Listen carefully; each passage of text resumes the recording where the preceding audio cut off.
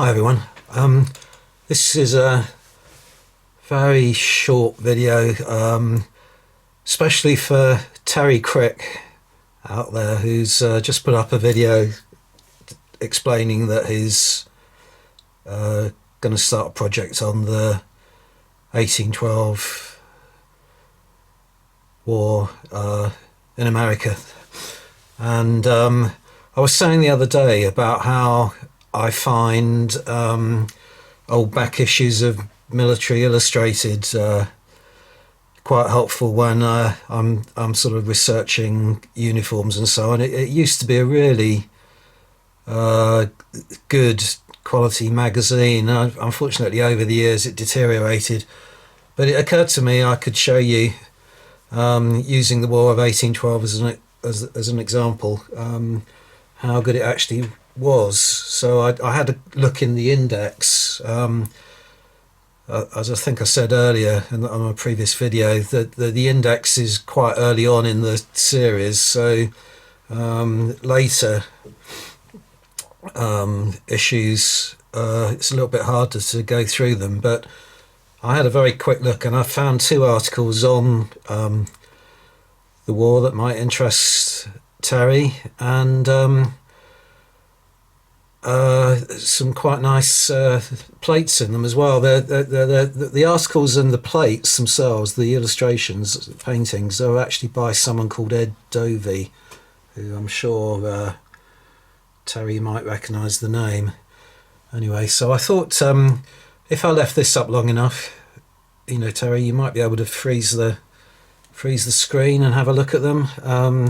Otherwise, if you can get hold of them, this particular issue is October 1994, number 77 of Military Illustrated, and this particular article is titled "An Unmitigated Disaster." The plate itself, in case you can't read the handwriting, which you probably might be able to, says the painting illustrates a group of US soldiers from the first year of the War of 1812. They are from left to right. Drummer of the US Infantry, spring-summer 1813. He wears an unaltered British coatee, one of 1,000 being sent to the 104th Foot, which were captured by the American privateer Madison in July 1812. Purchased by the US Commissary General Calendar Irvine and approved for issue to musicians in January 1813. Strips of cloth tied around the ropes have been substituted for the more usual leather slides on the drums. Oh yeah, you can see that there. And then Private of the 16th US Infantry. His uniform is of entirely regulation cut but made in black coat and grey trousers. His shako has the second pattern cap plate. Then a field officer of the 28th US Infantry in 1813. Written sources and surviving portraits indicate considerable variation in the dress of officers in Harrison's Northwest Army. This officer sports a single white ostrich feather in his bicorn, as was worn by the elite 1st Artillery Regiment in place of the expected 8-inch plume. Otherwise, his single-breasted silver lace blue coat is fairly restrained. And then you have a private of the 6th US Infantry summer uniform. This soldier's cap bears his regiment's distinctive bucktail, and not visible from this view, the first pattern of cap plates. The rear detail of the coatee and accoutrements are clearly shown. And then Private of the 17th Infantry, January 1813. He has lost the cockade from his cap and in reality would have probably presented an even more dishevelled appearance at Frenchtown. The regiment did not receive the black coat as it was authorised until spring of 1813. So there you go. And there's a reading list or a source of further reading here. So in case you're not familiar with any of these books, the Company of Military Historians USA, various articles in the company journal, the Military Collector and Historian, particularly useful are volume 2, 22, 33 and 35. Then you've got the book that you've shown on your video, Philip Catcher's The American War in Osprey. Oh, it might not be the one. Okay, so there's Philip Catcher's The American War 1812-14, Osprey 1974, republished with new artwork 1990. There's Philip Catcher, Armies of the American War 1753 to 1815, Osprey 1975. Frederick Todd and Fritz Cradle, Soldiers of the American Army 1775 to 1941. J. Duncan Campbell and Edgar M. Howell, American Military Insignia 1851, which is Smithsonian Institute. Berkeley R. Lewis, Small Arms and Ammunition in the United States Service 1776 to 1865. John Mahone and Romana Danish, Army Lineage Series, Infantry Part 1, Regular Army, which is from the Office of the Chief of Military History, US Army 1972. Rene North, United States Infantry 1812 in Tradition Magazine, number 2, page 24. Martin Windrow and Jerry Embleton, Military Dress of North America, 1665 to 1970. Preben Canick, Military Uniforms of the World in Colour, which is one of the Blandford series from 1968. Oh, then you got the Lillian and Fred Funken, actually did one of their books on uniforms of the armies of the soldiers of the United States, which is in French, which is Casterman 1979. But that's quite a good book actually, because you're probably familiar with the Funken books, so that would be good to find one of those. You might get it on eBay. And J. Mackie Hitzman, The Incredible War of 1812, A Military History, which is published by Toronto University Press 1965. Right, so on top of that, there's another one here. This one here, Proud to Wear Grey, which is in Military Illustrated number 102, which was November 1996.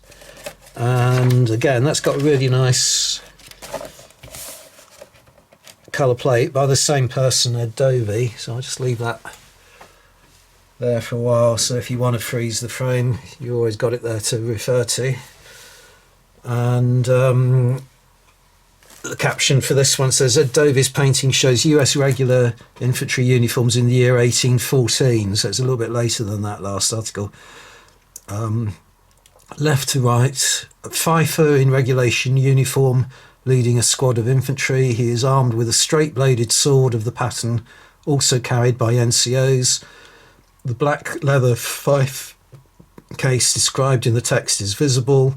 Doubtless captured British coaties continue to be used by many musicians as described in Military Illustrated 77. Then a sergeant of the 18th Infantry in winter dress with blue woolen pantaloons. Lieutenant of the 18th Infantry in full field order, identified by his single silver epaulet on the left shoulder. Captains had one silver epaulet on the right, and field officers wore two. This wealthy young officer has non-regulation silver lace on his collar in the style of the 1812 uniform. Then you have a private of the 25th Infantry seated. He wears the grey uniform made famous by Winfield Scott's brigade at Chippewa. He has the black leather crossbelts and brass belt plate, both of which seem to have been more widely worn than the regulation white buff leather and white metal. His haversack is painted blue as waterproofing. And then finally you have a private of the 7th Infantry. Detachments of this unit were in the Michigan and Illinois territories in the summer of 1814, and the regiment fought at New Orleans in January 1815. So there you go. And there's a few other things I noticed that you might be interested in, because you mentioned about standards. So there's a black and white drawing of the national standard of the 11th Infantry, issued in 1813 and carried at Chippewa and Lundy's Lane. And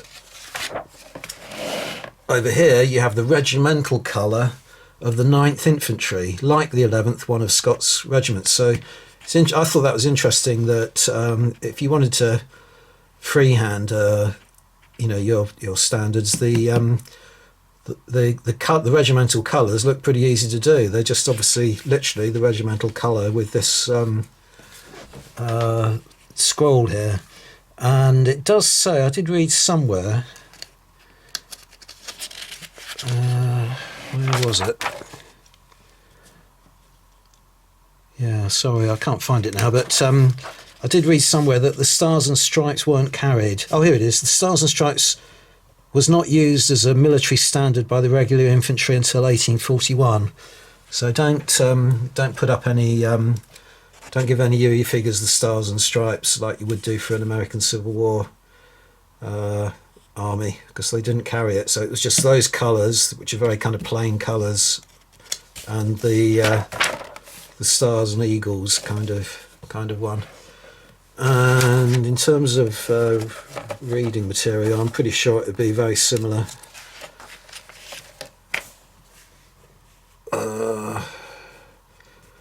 Yeah, looking at this, it's virtually all the same. Can't see any different. Oh, there's Donald E. Graves here. Red coats and grey jackets, the Battle of Chippewa, 5th of July 1814, which is Dundurn Press 1994. And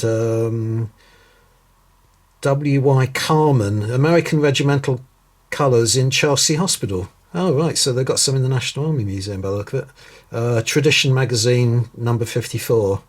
Unless they're actually in the Chelsea Hospital and they were captured colours that are in the, I don't know, something like the chapel or something. But that's Tradition magazine, number 54, pages 13 to 15. Just leave you with a last glimpse of that colour plate there. All the best then. Keep well, keep safe. See you later.